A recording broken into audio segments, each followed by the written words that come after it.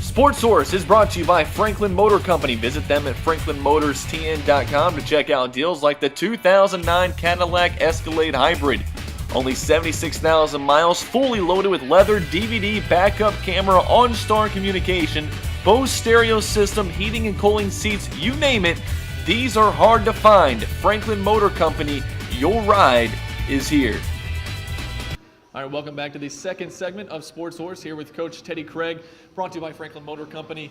We're on the championship game of the District 12 Championship, District 11 Championship, excuse me.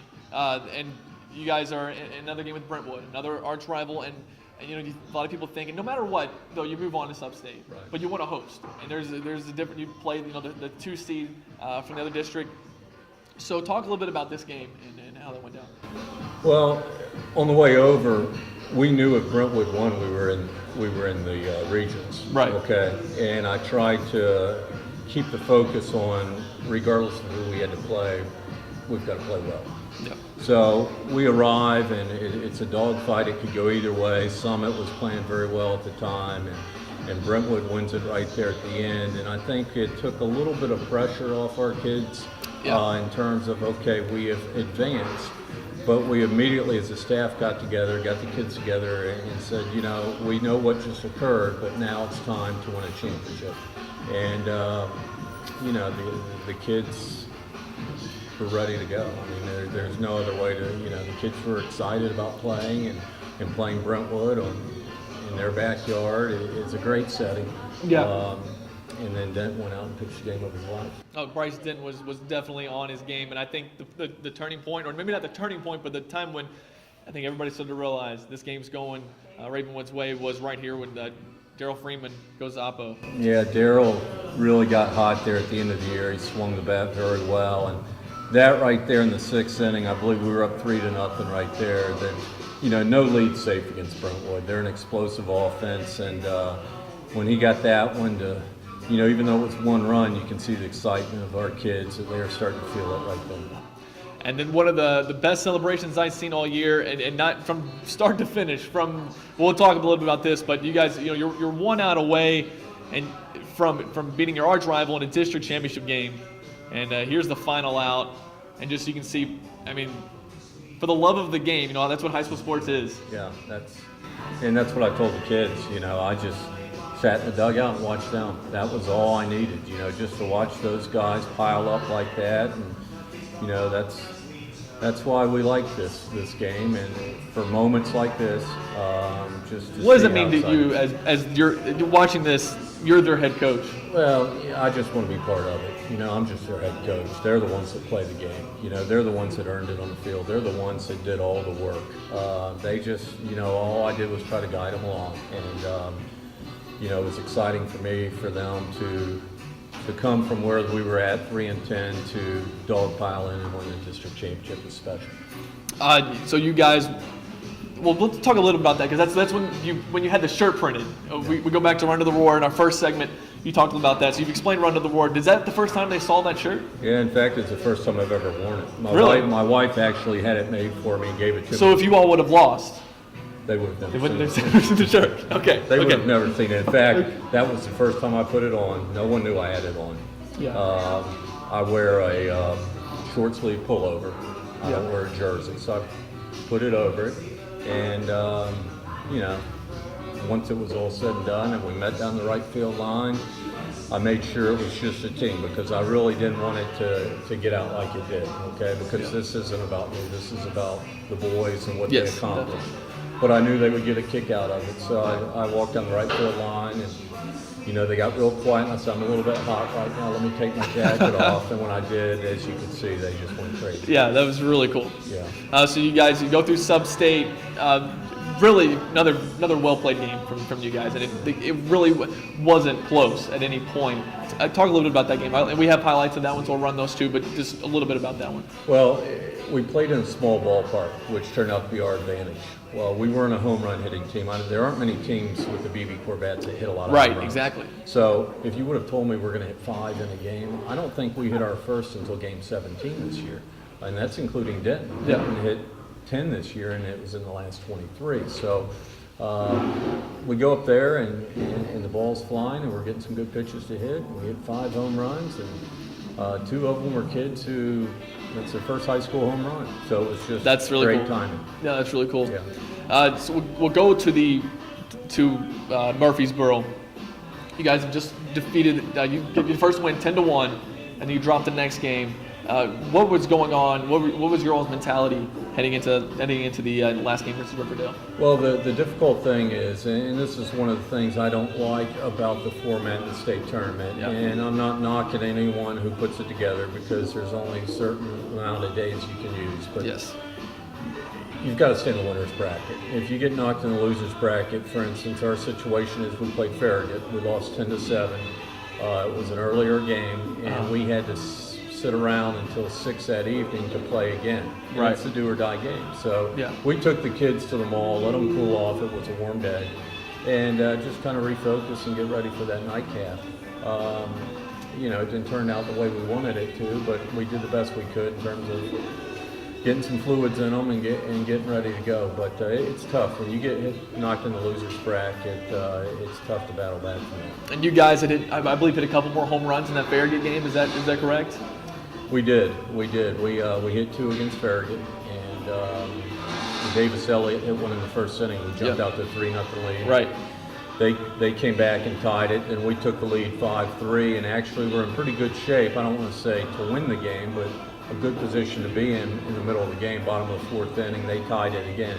It was 5-5 in the 5th, and baseball's a funny game. We just played some balls, and some things got away from us, and 5-5 turned into 10-5, and it was hard to regroup from that point.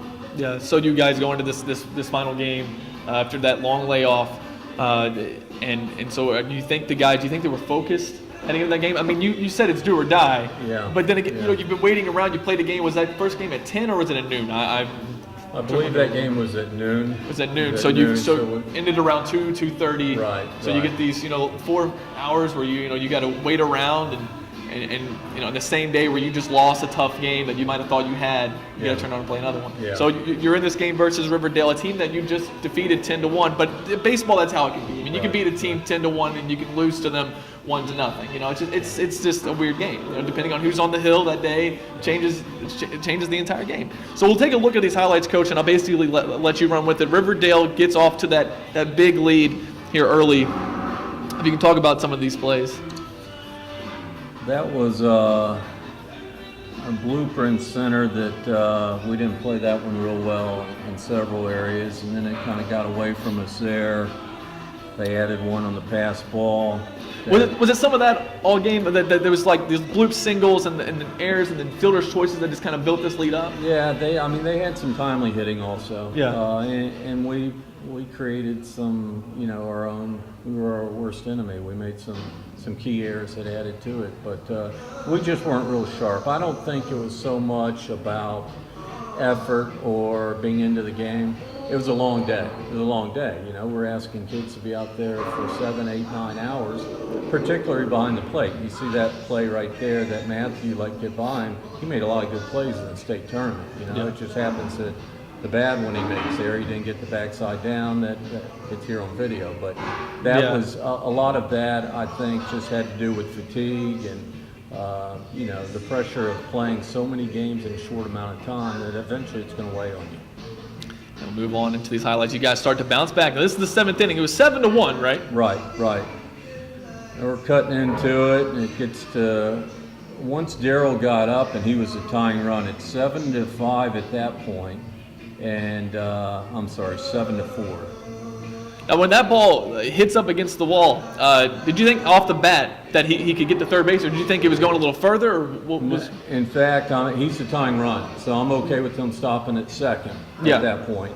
When he rounded second, it's his judgment because it's ahead of him. He can see the ball in center field, so as he rounded second, I really didn't want him to take that chance. But he had a good eye on it, and he made it fairly easy, and all of a sudden we're looking up at the board, and it's 7-6, and he's the tying run at third base. And now it becomes kind of... And that was with 2 outs, I believe. Is that right? That was with 2 outs. Yeah. 2 outs. So 2 outs, and now you have the tying run at third. Right.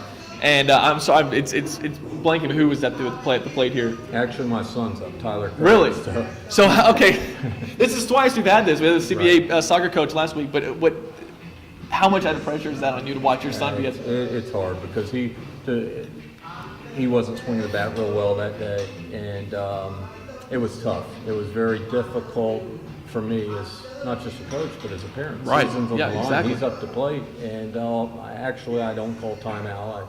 He knows what I expect, and I just said, hey, once in a lifetime opportunity, hit him hard, and you can see how excited he was. They threw a wild pitch because it took all the pressure off him. But we got a break here, and you can see the pitch bounced away. Daryl got a good break on it. Oh, he sure did, because I didn't think that was, when I first saw this, I was like, there's no way that's far enough for somebody to score off of. Right, he got a good walking lead and saw the down angle and got a great break, and that ties the game. And we'll go into so you guys have it tied. We'll go now into the bottom half of the seventh, and probably, Coach, one of the most heartbreaking defeats that I'd heard of all season came right here. Yeah, you can see we brought an extra outfielder in here. We moved Denton from center field to this little rover area to take away from the squeeze. So we're playing with two outfielders there. Plus, we're hoping a ground ball right at Denton can be a double play ball. And, they hit the ground ball and the kids scored. And, a lot of people want to look at one play. I look at a lot of plays. Yeah. And there are a lot of opportunities for us to add runs. There are a lot of opportunities to stop other innings. But just a tough way to go out. All right, Coach, I really appreciate you coming on. Thanks Look for forward to having me. covering you next year. It's like I said, I really look forward to covering the Raptors again next year because there's some talent coming back. So Williamson County baseball, look out.